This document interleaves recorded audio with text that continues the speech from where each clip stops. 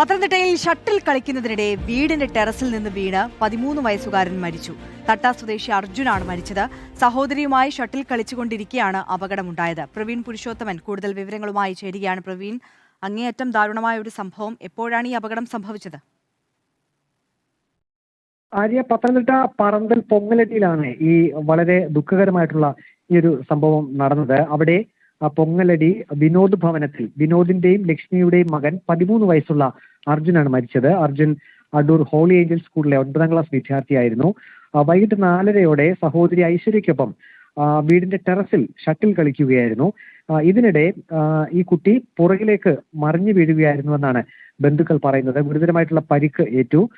പന്തളത്തെ സ്വകാര്യ ആശുപത്രിയിലേക്ക് ഉടൻ തന്നെ അർജുനെ എത്തിച്ചെങ്കിലും ജീവൻ രക്ഷിക്കാനായില്ല. ഏതായാലും വളരെ ദാരുണമായിട്ടുള്ള ഒരു സംഭവം. സഹോദരിയോടൊപ്പം ടെറസിൽ കളിച്ചുകൊണ്ടിരിക്കുമ്പോഴാണ് അവിചാരിതമായി പുറകിലേക്ക് മറിഞ്ഞ് വീണത്. ഗുരുതരമായിട്ടുള്ള പരിക്കാണ് ഏറ്റത്. ആശുപത്രിയിലേക്ക് എത്തിച്ചെങ്കിലും ജീവൻ രക്ഷിക്കാൻ കഴിഞ്ഞില്ല. ഓക്കെ, പ്രവീൺ പുരുഷോത്തമനാണ് വിവരങ്ങൾ നൽകിയത്. പത്തനംതിട്ടയിലാണ് വിദ്യാർത്ഥി ടെറസിൽ ഷട്ടിൽ കളിക്കുന്നതിനിടെ വീണ് മരിച്ചിരിക്കുന്നത്.